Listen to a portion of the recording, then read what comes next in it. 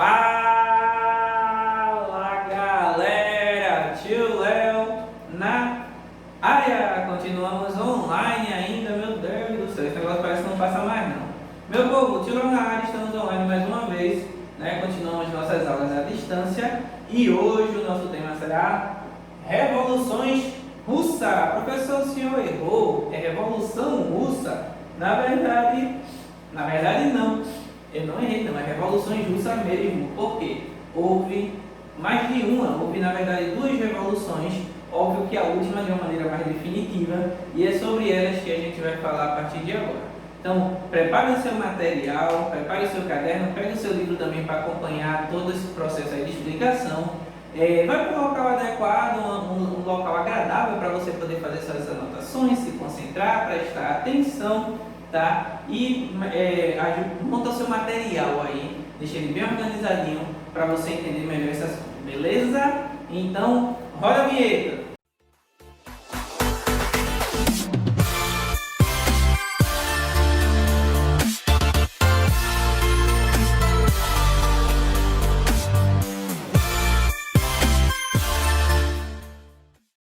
Bom, meu povo, como eu estava dizendo, vamos falar das revoluções russas que ocorreram aí no ano de 1917. Todas as duas foram no mesmo ano, professor? Sim, uma ocorreu em março, a outra ocorreu em outubro. Inclusive essas datas às vezes você vê de uma outra forma, porque tem um detalhezinho, uma parte aí que a gente deixa para comentar se der em outro momento. Mas vamos lá. Vê bem, qual era o contexto histórico, né, que levou a Rússia a uma revolução, ou na verdade, a duas revoluções? O contexto histórico é o seguinte: a Rússia era governada pela famosa dinastia Romanov, tá? Essa foi a última dinastia a governar a Rússia, a grande Rússia, sempre grandiosa no seu território monumental. Qual era a característica desse governo? O governo russo era basicamente um governo absolutista, só que a gente está falando do período pós-moderno, meu povo. E governos absolutistas já não estavam em alta, ou na verdade já não existia desde o período anterior. Então, a Rússia realmente era um país de um certo atraso em relação a algumas características, comparando-se a outros. Não, né, que fosse a única com algum relativo atraso. Quando eu digo atraso, eu digo assim, em relação a mudanças na história, né, como essa. Não estou falando nem de forma pejorativa, mas apesar de que tinha esses atrasos realmente, aí sim de forma pejorativa, mas essa estrutura mais antiga era a estrutura que prevalecia na Rússia e que inclusive também mantinha alguns resquícios feudais, que é característica da Idade Média. Então a Rússia tinha um contexto histórico aí bastante antiquado, né? Bastante antigo na verdade, em relação a potências modernas. E isso não era problema para a Rússia, porque a Rússia era uma grande potência, principalmente territorial, mas começava a ficar meio para trás aí por causa disso, né? Essa situação era complicada. Mas nem tudo era tão resumido assim, tá? Vamos para outras características. A maior parte da população era de camponês, a maior parte da população desse período aí da Rússia era de camponês, a galera que vivia no campo, né? A Rússia era um país com uma base agrária muito forte, em uma era onde a indústria que está levando à frente os principais países tem uma base agrária, significa ser um país de segunda ou terceira ordem, né, de segunda ou terceira linha, mas havia um certo desenvolvimento industrial na Rússia. Como a Rússia é muito grande e a maioria dela era agrária, esse desenvolvimento industrial se deu só em alguns lugares. Principalmente aí, então, era um desenvolvimento industrial restrito, como eu botei aqui. Sobre a população camponesa, essa daí tinha uma vida miserável, daí era a maior parte da população. A maior parte da população de camponeses tinha uma vida realmente miserável e explorada. Então eu digo miserável porque era muito ruim mesmo, era uma vida de exploração muito grande no trabalho aí nos grandes latifúndios, muitos passando fome, mal tendo aí condições de manter a alimentação para garantir a sua vida. Realmente a vida era difícil. O desenvolvimento industrial era restrito, né, em alguns poucos lugares, com grande destaque aí para São Petersburgo, capital na época, né, era a capital da época, e Moscou, que é a atual capital, né, eram as cidades com maior desenvolvimento industrial. As fábricas, de maneira geral, eram pertencentes a estrangeiros, então boa parte do lucro dessas fábricas, lembrando que a gente está numa era em que a produção fabril é o que define também a potencialidade dos países, então ter fábricas estrangeiras no seu território faz com que boa parte desse poder, dessa riqueza vá para fora também, né? Então, realmente, a situação da Rússia era de um atraso em relação a outras potências desse período. Uma outra característica, lembrando que a gente está falando do contexto aí, que inclusive precede a Primeira Guerra Mundial, né? Então a gente está falando aí de potências industriais muito grandes surgindo aí, como a Alemanha e a Itália, já consolidadas como a França e a Inglaterra. Então a Rússia, né, quase que fica para trás nessa história toda. E nas fábricas que existiam, a gente já tinha um conjunto muito grande de operários, esses explorados, tá? E sem direitos trabalhistas, direitos esses já conquistados na Europa por boa parte dos operários de lá, né? E que por várias lutas e por vários motivos chegaram à conquista de alguns desses direitos, coisa que os trabalhadores da Rússia ainda não experimentavam tanto, né? Então a gente tinha um grupo aí muito grande de trabalhadores trabalhadores operários. E a gente tinha aí uma massa de população camponesa aí trabalhando diretamente no campo, todas elas exploradas. E uma minoria rica, distante do cotidiano da população mais pobre mesmo, né, que vivia aí no seu conforto e vivia aí restrito ao resto da população. Tudo isso governado pela dinastia Romanov. Acontecimentos que precederam, ou seja, que aconteceram, né, coisas que aconteceram antes das revoluções e que têm bastante importância dentro do contexto. Primeiramente, proliferação de ideias marxistas e anarquistas, né? Ideias do socialismo científico e do anarquismo.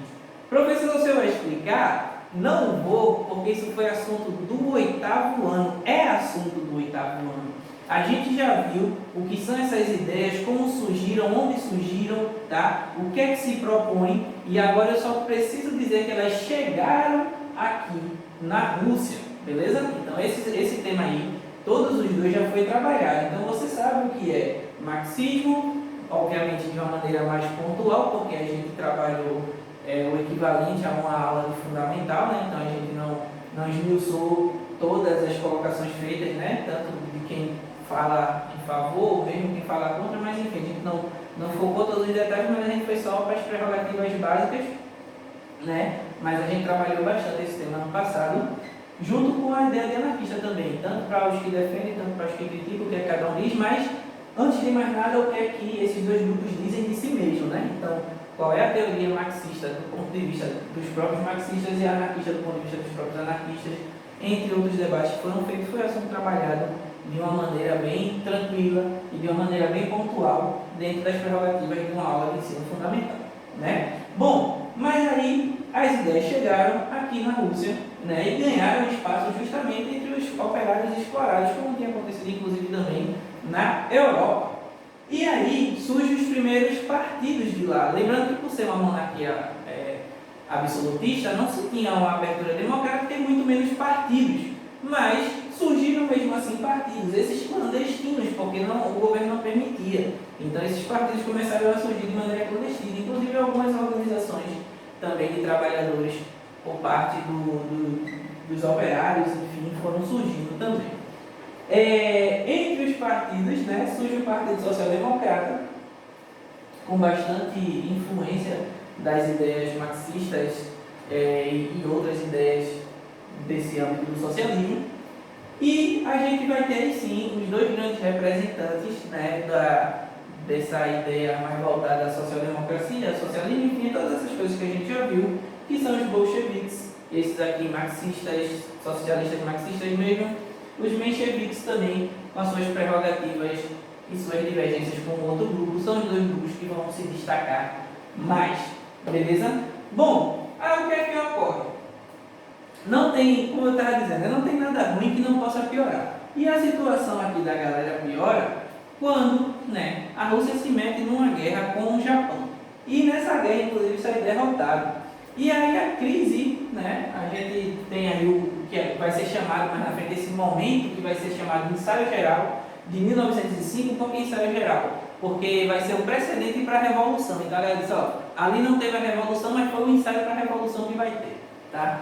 Foi quando aumentou a crise, principalmente por causa dessa questão da guerra, não a primeira guerra ainda, mas essa guerra aí, esse conflito com o Japão, entre outros problemas, aumentou a crise na região, tá? E diante dessa crise, né, houve um acontecimento que vai marcar muito a história aí da Rússia, que é o Domingo Sangrento. O que é que ocorreu? A população, né, mesmo com toda essa situação aqui de vida, acreditava ainda na tranquilidade do imperador, né, do governante, do rei, né, no caso do imperador, do czar, que é o título dado ao monarca da Rússia, né, acreditava ainda na boa vontade, na bondade do imperador. E aí uma galera organizou uma caminhada, uma passeata, um movimento em direção, né, aonde estava o imperador, ao local de sua moradia, né, lá no seu palácio, lá, enfim. E quando a galera chegou lá, né, inclusive, né, essa movimentação era tão pacífica que era comandada por um religioso, se eu não me engano era um padre, inclusive.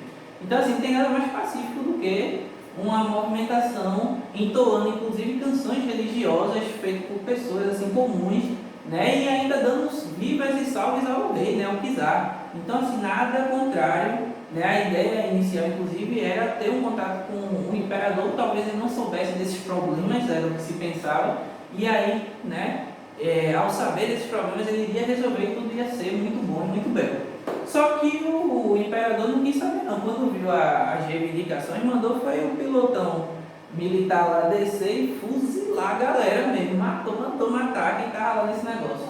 E aí, meu povo, a população realmente aí se revoltou, né, com esse ato extremamente brutal por parte do governo. A população realmente, né, vai às ruas e aí estoura uma onda de protestos, greve, o governo com a maior repressão também para todas essas greves, um caos na Rússia, né? Mas diante desse caos começa a se lutar aí por direitos que até então não se tinha na Rússia.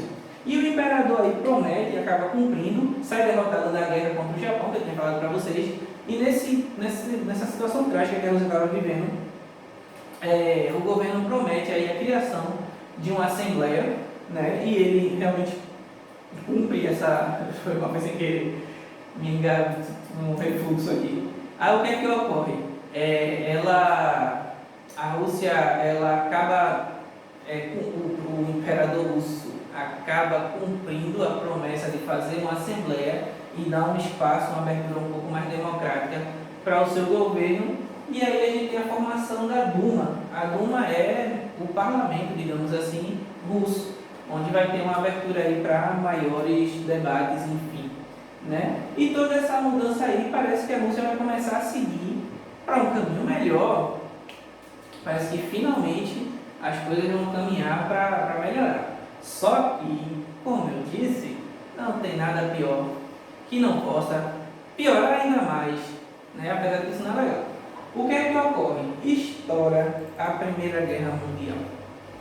A Rússia é uma das cabeças dessa guerra, tá? Está num fronte de batalha contra as principais potências do mundo. E isso começa a gerar uma série de derrotas para a Rússia. A Rússia, mesmo poderosa, vai caindo em batalhas por batalha. E isso gera um desprestígio enorme em relação ao governo, tá? A crise aumenta ainda mais porque a Rússia começa a organizar-se para os esforços de guerra. Então agora tudo é gasto para a guerra. Então a vida da galera que já não era boa fica muito pior. Tá a galera morrendo, tá a galera trabalhando mais por causa da guerra, as batalhas sendo perdidas, o desprestígio era enorme. E aí, diante de toda essa situação, o povão, junto com os partidos, junto com o que já se existia, e com a burguesia à frente encabeçando, né, põe fim, finalmente, o imperador abdica, né, e pôs fim aí ao império, né, ao czar russo. Então a gente vai ter aí a primeira revolução russa, que é a revolução liderada pela burguesia, que vai pôr fim ao czarismo, né? Então acabou-se aí agora, a gente vai ter um novo governo. Esse aí propõe aberturas democráticas e instala-se um governo provisório. Aí espera-se o quê? Que a Rússia ficaria, obviamente, mais democrática, né, que ia ter agora uma melhora nas condições sociais da população, e um dos pedidos é que a Rússia saísse da guerra, essa guerra sem sentido que eles estavam participando. E aí o que é que ocorre? Quem assume esse governo é Kerensky, que a princípio, né, vai seguindo essa vibe, só que agora depois acaba enrijecendo esse governo e mais na frente, inclusive, começa a beneficiar mais a burguesia, aumentando a exploração e se ligando à burguesia, inclusive de outros lugares, e de quebra deixa a Rússia na guerra. A Rússia permanece na guerra. Meu povo, a insatisfação ela acaba aumentando. Enquanto toda essa insatisfação aumenta, um grupo que tinha nesse período com muita força e começa a ter mais força ainda é justamente os bolcheviques, liderados por Lenin. Lenin ele tinha participado de movimentos anteriores, tinha se retirado do país por perseguição e tinha voltado e agora estava à frente dos bolcheviques socialistas, marxistas, né, que defendiam aí a ideia da revolução socialista propriamente dita e começa aí a organizar a população para essa situação. Isso, digamos, era a organização principalmente do âmbito político, mas também de maneira geral social, enfim, de maneira geral, a articulação vinha dali do partido, que começou a ganhar espaço no que provavelmente era a maior força que surgia na Rússia dessa época. Qual era a maior força que surgia na Rússia dessa época? Eram os famosos sovietes. O que eram os sovietes? Os sovietes eram assembleias formadas por trabalhadores que começaram a tomar importantes decisões no governo. Basicamente agora o governo já não tinha mais nenhuma autoridade, mais nenhuma moral. Os sovietes foram assumindo todas e qualquer decisões e posições em relação os trabalhadores agora. Como é que funcionava? Era uma assembleia organizada dos trabalhadores, né? Então os trabalhadores de um determinado local, eles organizavam representantes que estariam numa assembleia maior, falando ali, debatendo quais são os interesses dos próprios trabalhadores. Esse tipo de organização cresceu muito, né, e começou a tomar as principais decisões da Rússia com participação de membros aí, de soldados, marinheiros, operários. A gente vai ter os camponeses formando uma liga muito forte também. E essa galera vai começar a organizar-se em grupos, e esses grupos vão mandar seus representantes para fazer valer a vontade da maior parte da população, né? É quando começa aí a Revolução Socialista propriamente dita, tá? E à frente de um dos maiores sovietes, ou seja, à frente de uma das maiores dessas assembleias de trabalhadores, estava Trotsky. Trotsky, ele é um dos grandes nomes também, marxista, socialista também, revolucionário, que junto com Lenin e outros, né, vão estar aí junto aos bolcheviques e dos soviéticos propriamente dito, e vão organizar aí exatamente a tomada de poder, né, do governo de Kerensky que já estava se aliando à burguesia, as coisas não mudavam, enfim, a insatisfação estava grande, os soviéticos começam a se organizar, a maior parte da população, à frente de tudo isso, ligada a esses soviéticos agora, junto com as ideias, não ligados, digamos assim, aos bolcheviques, com a influência de Lenin nos discursos, né, grandes discursos de Lenin, de Trotsky, entre outros líderes, começam a organizar e as pessoas percebem naquele momento que não existe uma outra forma de governo que não fosse um governo ligado às ideias dos soviéticos. E se organiza um momento em que se toma, né, se entra num palácio, Kerensky foge, né, e o governo aí ele é assumido pelos bolcheviques, tá? Depois disso instala-se um governo, Lenin vai ser o primeiro líder desse governo, com participação muito grande, né, dos soviéticos e dos seus representantes, né, dando aí o início da história da Rússia, que vai aí estourar com a formação da União Soviética, mas esse assunto a gente vai ver numa outra aula, beleza, meu povo? Pessoal, espero que vocês tenham gostado, espero que vocês tenham entendido, espero que vocês tenham anotado, né? Deixe seu comentário, curta, compartilhe, pesquise mais sobre o assunto, se possível relembre todos os assuntos que a gente viu do ano passado relacionados a anarquismo, socialismo e todos os outros ismos que a gente viu naquele período, para você entender melhor o contexto dessa ideologia aqui, do mesmo jeito que nas revoluções burguesas que a gente viu no passado, Revolução Inglesa, Francesa, né, as independências que vinha com ideia iluminista, não sei se você lembra, falava de revolução, falava de ideia iluminista, do mesmo jeito aqui agora a gente fala dessa revolução e a ideologia por trás dessa daqui são as ideologias que a gente viu ali, né, formulada junto com o marxismo, o socialismo propriamente dito, com as ideias de Marx, o anarquismo e outras ideias relacionadas, beleza? A gente viu tudo isso, espero que vocês tenham entendido, espero que vocês tenham anotado. E a gente vai se vendo nas próximas aulas, meu povo. Até a próxima!